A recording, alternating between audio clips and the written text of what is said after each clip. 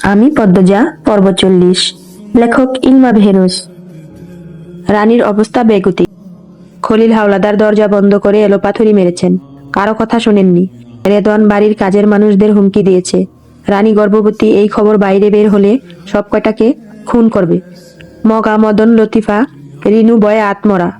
তারা নিঃশ্বাস নিতেও ভয় পাচ্ছে। কেউ যদি এই খবর বাইরে বের করে দেয়, নিশ্চিত সবাই তাদের ভুল বুঝবে। রানী মারের চোটে অজ্ঞান হয়ে গেছে। আমিনা রানীকে জড়িয়ে ধরে চিৎকার করে কাঁদছেন। খলিল হাওলাদারকে বারবার পাষাণ বাপ বলে আখ্যায়িত করেছেন। পদ্মজা পরিষ্কার কাপড় পানি এনে ফরিনার হাতে দিল। ফরিনা রানীর মুখে পানি ছিটিয়ে দেন। রানী কিছুতেই চোখ খুলছে না। লাবণ্য ফুপিয়ে কাঁদছে। রানীর সঙ্গে তার সবসময় ঝগড়া হয় ঠিক, তবে ভালোও তো বাসে। দরজার বাইরে থেকে রানীর চিৎকার শুনেছে। রানী চিৎকার করে ডাকছিল, আম্মা, দাদাভাই। লাবণ্য, কই তুই? আম্মা, আব্বা মাইরা ফেলাইতেছে, বাঁচাও তোমরা আমারে। দরজায় সবাই মিলে অনেক ধাক্কা দিয়েছে, ডেকেছে। খলিল হাওলাদার সাড়া দেননি। এক নিঃশ্বাসে মেয়েকে এলোপাথুরি মেরে গেছেন। রানীকে মাটিতে ফেলে জোরে জোরে লাথি মেরেছেন। রাগের বশে রানীর তলপেটে বেশি আঘাত করেছেন। রানী আকাশ কাঁপিয়ে কেঁদেছে। কেউ পারেনি ঘরের ভেতর প্রবেশ করতে। দরজা আমিরের পাঞ্জাবি দুই হাতে খামচে ধরে কান্নামাখা কণ্ঠে বারংবার অনুরোধ করেছে, আল্লাহর দোহাই লাগে, আপনি এসব থামান, একটু চেষ্টা করুন। আমির অনেক চেষ্টা করেছে দরজা ভেঙে ঘরে প্রবেশ করার জন্য। দরজা ভেঙে ঘরে প্রবেশ করার জন্য পারেনি। যখন কড়া টানার জন্য প্রস্তুত হয়, তখন খলিল হাওলাদার ক্লান্ত হয়ে বেরিয়ে এসেছেন। রানীর গলার স্বর থেমে যায়, শোনা যাচ্ছে না। সবাই ভেতরে প্রবেশ করে দেখে রানী উপুর হয়ে পড়ে আছে, শরীর রক্তাক্ত। আমিনা রানী বলে চিৎকার করে ওঠেন। ছুটে যান রানীর কাছে। মগাকে পুনরায় কবিরাজকে নিয়ে আসতে পাঠানো হয়েছে। এত কিছু হয়ে যাচ্ছে, নূরজাহান একবারও নিচে নেমে আসেননি। রানী গর্ভবতী শুনে সেই যে উপরে গিয়েছেন, তো গিয়েছেনই, আর আসার নাম নেই। এত চেঁচামেচি শুনেও কি আসতে ইচ্ছে হয়নি? এতই কঠিন মন? কবিরাজ আসার অনেকক্ষণ পর রানী চোখ খুলল। ফরিনা আমিনাকে বললেন, সেরির বিয়া দিতে কইছিলাম, দিলি না। সেরির কথা শুনছিলি তোরা?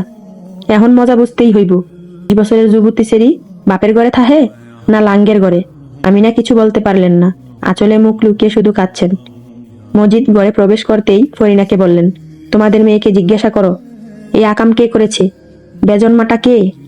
পদ্মজা দৃঢ় পায়ে পালঙ্কের পাশে এসে দাঁড়িয়েছে, তার মাথায় গোমটা টানা। ফরিনা রানীকে জিজ্ঞাসা করলেন, বাচ্চার বাপ কেডায়? রানী কিছুই বলছে না, ঠোঁট কামড়ে কাঁদছে, চোখ বেয়ে জলের ধারা নামছে। কিরে সেরি, এখন কথা না কেন? বাচ্চার বাপের নাম কইবি তো, বিয়া তো দেওয়ান লাগবো। তবুও রানী চুপ, তার কান্নার বেগ বেড়ে গেছে। মজিদ হাওলাদার লাবণ্যকে ডাক দিলেন। লাবণ্য কেঁপে উঠল। মজিদ জিজ্ঞাসা করলেন, তোর তো জানার কথা, একসঙ্গে থাকিস, কার সঙ্গে রানীর সম্পর্ক ছিল? লাবণ্য মাথা নত করে দাঁড়িয়ে থাকে, আর চোখে রানীকে দেখে। রানী অন্যদিকে তাকিয়ে আছে।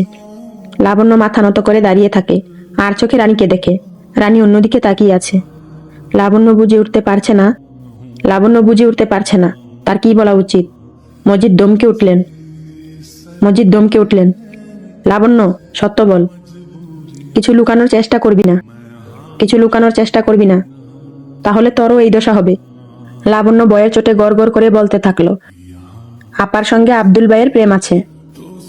দুইজনে প্রায় দেখা করে বাড়ির পেছনে, খালের পারে। অনেক বছর হয়েছে প্রেমের। রানীর কান্নার শব্দ বেড়ে যায়।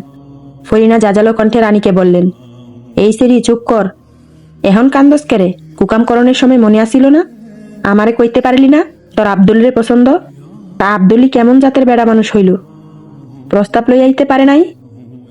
তোরে ডাইকা লইয়া কুকাম কইরা বেড়াইছে? নিজের বাড়ি মানাইয়া প্রস্তাব লইয়া আইব কইছিল। রানী কাঁদতে কাঁদতে বলল। ফরিনা পাল্টা বললেন, কয়দিন তোর সয় নাই? শরীর গরম হইয়া গেছিল বেশি? খারাপ সেরি কোন হানকার। আমির ঘরে ঢুকতেই মজিদ গম্ভীর কণ্ঠে বললেন, আব্দুল রে ধরে নিয়ে আয়। আমির অবাক হয়ে বলল, আব্দুল করেছে এই কাজ? অত এমন না, মুখ দেখে বোঝা যায় কে কেমন। আমির উত্তরে কিছু বলল না। রানী আহত দুর্বল শরীর নিয়ে দ্রুত বিছানা থেকে নামে।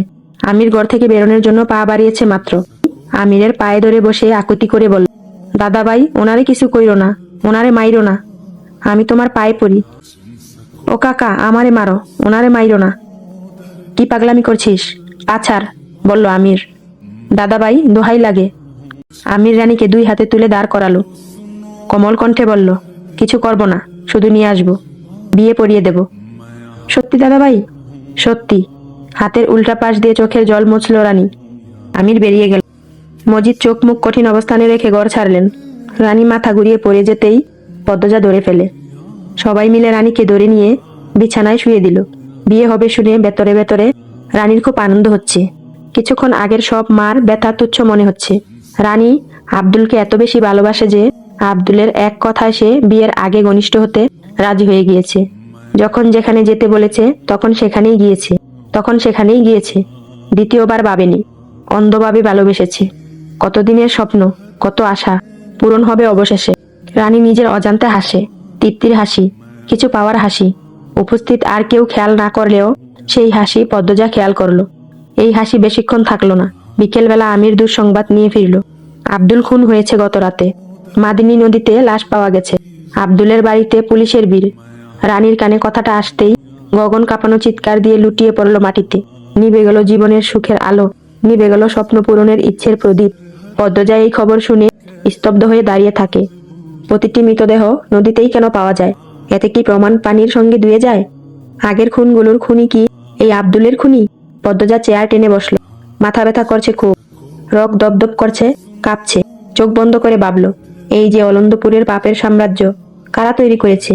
ভাবতে গেলে শরীর কেমন করে। শূন্য হাত নিয়ে ভাবনা থেকে বের